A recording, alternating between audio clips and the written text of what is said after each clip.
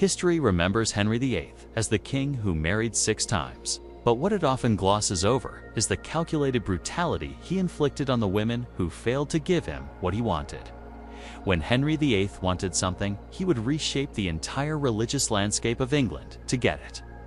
When he grew tired of what he had, he would destroy it without mercy.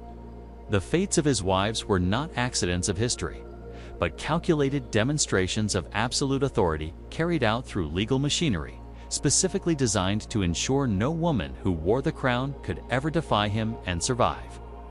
Henry VII breaks with Rome, the annulment that shook England. By 1527, Henry VIII faced what he called his great matter.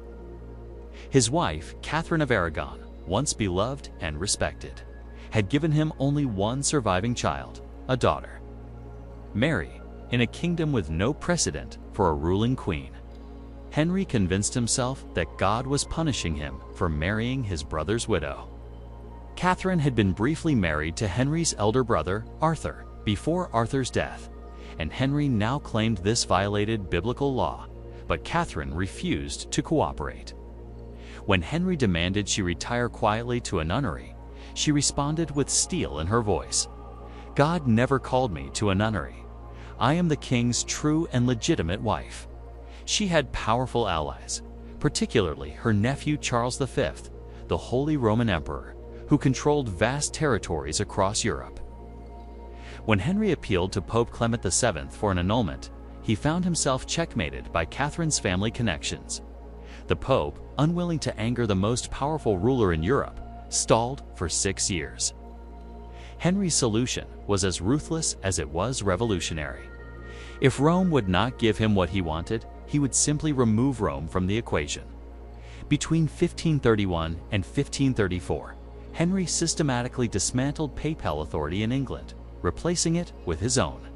Parliament passed the Act of Supremacy, declaring the king, not the Pope, to be the supreme head of the Church of England. It was a seismic shift in power, and it gave Henry complete control over matters of marriage and succession. On May 1533, Thomas Cranmer, Henry's newly appointed Archbishop of Canterbury, declared what Rome had refused to acknowledge. The marriage to Katherine had never been valid. The ruling came at a specially convened court at Dunstable Priory, and it was a formality. Henry had already secretly married Anne Boleyn months earlier. The annulment was simply the official stamp on a decision Henry had made long before. The break with Rome wasn't just about love or succession. It was about establishing a precedent that would haunt Henry's future wives. The king's will was now law, enforced through a religious and legal apparatus that answered only to him. Any woman who became queen would exist entirely at his mercy, with no higher authority to appeal to, no protection beyond what Henry chose to grant. The machinery of punishment was now in place. Beheaded for love and treason, the brutal fate of Henry's queens. Anne Boleyn had waited 7 years to become queen, refusing to be Henry's mistress until they were married. She was sharp, politically astute, and unafraid to challenge the king in ways Katherine never had. But by 1536, she had committed the same unforgivable sin as Katherine. She had given Henry a daughter, Elizabeth, but no surviving son.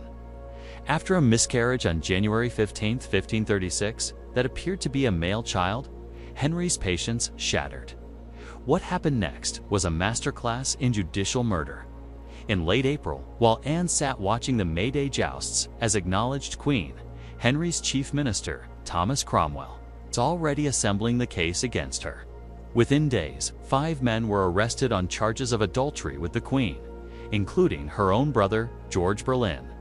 The accusations were lurid and designed to shock. Claims that Anne had seduced these men with vile provocations, that she had committed incest with her brother, and that she had conspired with them to murder the king himself. The speed of Anne's destruction was breathtaking. Arrested on May 2nd, she was taken to the Tower of London, the same fortress where she had stayed in triumph before her coronation just 3 years earlier. Now, she entered through a different gate as a prisoner facing charges of high treason. Her trial took place on May 15th in the King's Hall within the Tower, a spectacle attended by over 2,000 people, hungry for drama. The proceedings were overseen by her own uncle, the Duke of Norfolk, who would pronounce her sentence. One by one, the accused men had already been tried and convicted. Now, it was Anne's turn. The charges read against her were designed to humiliate and condemn. The evidence was flimsy. Overheard conversations twisted into conspiracy. Courtly flirtations reinterpreted as adultery. None of it mattered. The jury found her guilty of every charge: adultery, incest, and high treason. Norfolk announced the sentence without emotion. Anne would be burned at the stake or beheaded as the king pleased. Henry, in what he perhaps saw as mercy, commuted the sentence from burning to beheading and ordered a skilled swordsman brought from France to ensure a swift execution. On May 17th, the 5 men were led to Tower Hill and beheaded with an axe. Anne remained imprisoned, knowing her own death was imminent. 2 days later, on the morning of May 19th, she walked onto Tower Green wearing a dark gray gown and mantle. A small crowd had gathered to witness the execution of a queen, the first in English history, and addressed them briefly, her voice steady. "Good Christian people, I have come hither to die according to law. I here accuse no man." She praised Henry as a noble and gentle prince and asked for prayers for her soul. Then she knelt, and with one swift stroke of the French swordsman's blade, it was over. 6 years later, history repeated itself with sickening similarity. Katherine Howard was barely out of adolescence when Henry married her in July 1540, just 19 days after his annulment from Anne of Cleves.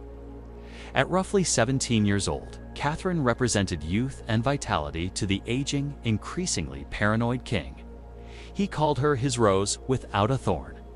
The marriage lasted 16 months. Katherine's downfall came through whispers at court about her past. Before her marriage, she had been involved with Francis Darnham, the secretary to her step-grandmother, and Katherine had been raised in chaotic, largely unsupervised conditions.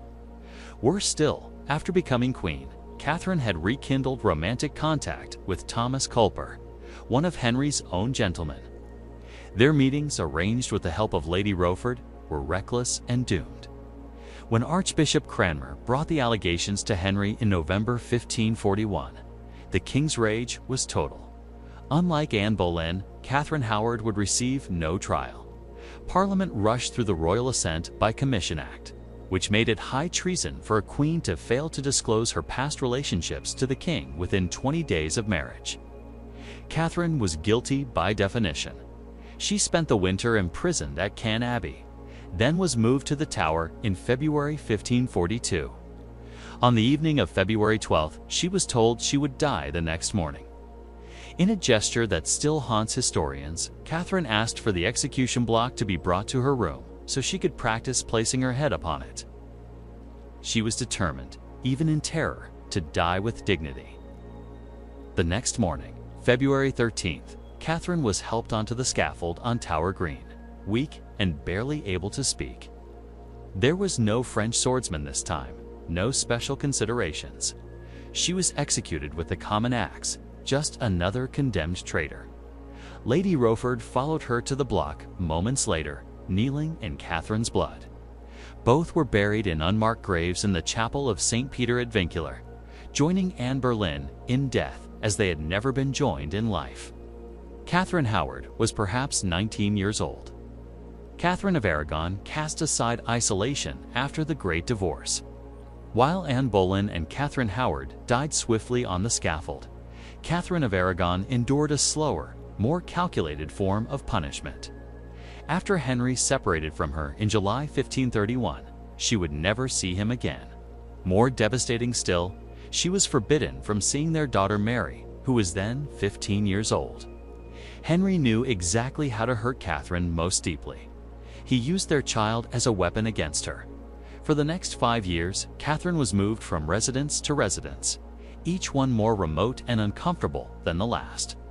She was stripped of her royal household, her Spanish servants dismissed one by one until only a handful of loyal attendants remained. The king wanted her isolated, cut off from potential allies and unable to rally support for her cause or her daughter's rights. She was still wildly popular with the English people, and Henry needed to ensure she could never become a rallying point for rebellion. Katherine refused to accept her diminished status.